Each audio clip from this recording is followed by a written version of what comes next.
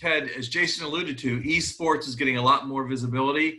People in the Washington area know you as the owner of the Capitals, the Mystics, the Wizards, of course. They may not know that you are also the owner of one of the world's most successful esports teams. So as a pioneer in this field, Ted, what's happening in esports right now? While your other teams aren't playing, what's happening in esports right now? Well, it's boom time also for the main leagues, our NBA and NHL, simulated games and the video games, multi-user games. They're flying off the downloads. People are playing them, engaged deeply. I'm sure there's a lot of betting going on there. And simulated games, I think, have picked up a lot of momentum. And I remember once being with Rupert Murdoch, and he said, you know who my most important and favorite employee is? And I said, no, who? And he said, Homer Simpson. I laughed. He said, yeah, Homer, he never asked for a raise. He's not a free agent. I don't have to deal with his agent. And I think simulated games we're showing as the technology becomes more and more real and the algorithms become more informed. They're like real games, and we're going to see a lot of betting on a global basis on simulated games.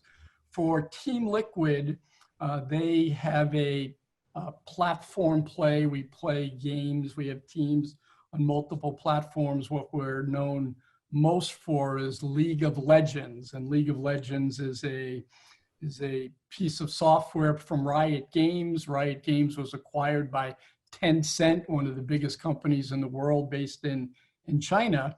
And essentially it's young people socializing and playing, and the best players are emerging as professionals. And now the prize money that's being offered, the sponsorship that's being offered. And so Peter Gruber and Peter owns Golden State Warriors and the LA Dodgers. We got together and said, let's buy an esports team. Let's grow it, invest in it, treat the athletes like they're world-class athletes. And I think we can get a head start in this. And my bet is that some of these esport teams and players are going to be as big and as valuable as NBA and NHL teams within the next decade. Yeah, and so let me go back then, Jason, to you. You made a passing reference to Korean baseball, the PGA that's now on DraftKings. So I think many people will be surprised at this time when major U.S. sports are shut down, how much activity there still is on DraftKings, how much of a boom time it really is for DraftKings. Why don't you tell people what people are doing on DraftKings if they aren't playing games related to football, baseball, basketball? What's going on in DraftKings? Well, I think you named a few of them. PGA has been, starting to come back, and really, I think there's like a 4-person tournament that outdrew almost every golf 4-day tournament we've ever had, except for 3 majors. It was like the 4th largest ever compared to 4-day tournaments with 4 people over one day.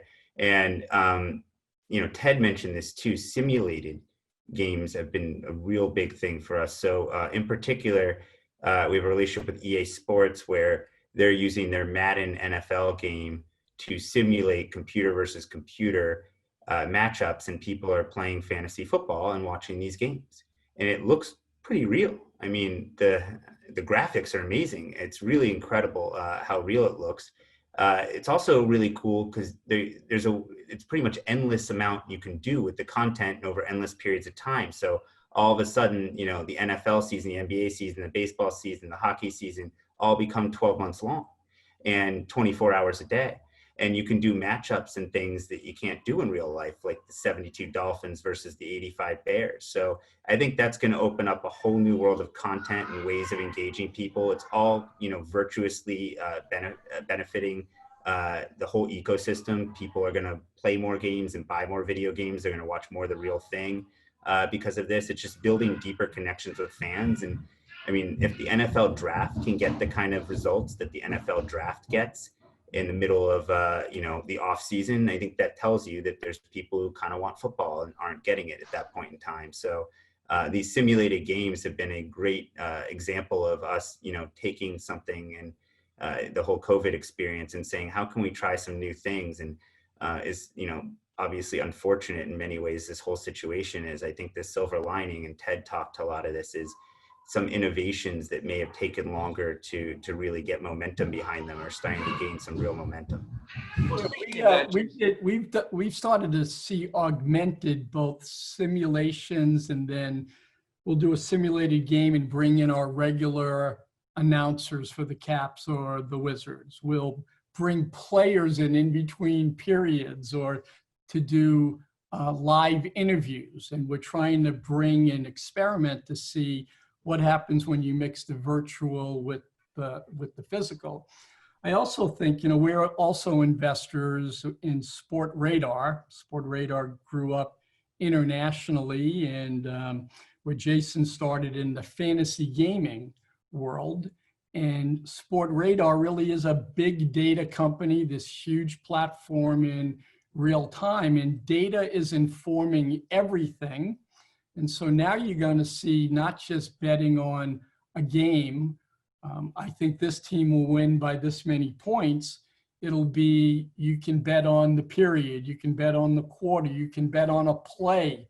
You'll see lots of deep, more vertical around the game, because a game, 2.5 hour game in the NHL or the NBA, there's lots and lots of moments, lots of decisions, lots of ways that you can be betting interactively. And so I think we're going to see an explosion, especially a positive explosion of innovation and new products, especially now as states that are locked down need new revenues. And so mobile gaming, right now we're, Jason, 22 states? How many states have approved sports? Mobile's lower, actually. I think it's like 14, I want to say, for mobile, and then 22 for overall sports betting. And what would you say the horizon is for every state in the District of Columbia to be able to do sports betting, both mobily and or in a place where you can bet? Well, Virginia just passed a law and is in the process of working on regulations and licensing. So they're moving forward with online sports betting. Maryland passed a law that is going to set up a ballot referendum. Maryland, due to their state constitution, requires a ballot referendum. So that should be on the ballot this fall. So hopefully if that passes, you're going to have both Maryland and Virginia have sports betting in the not too distant future online.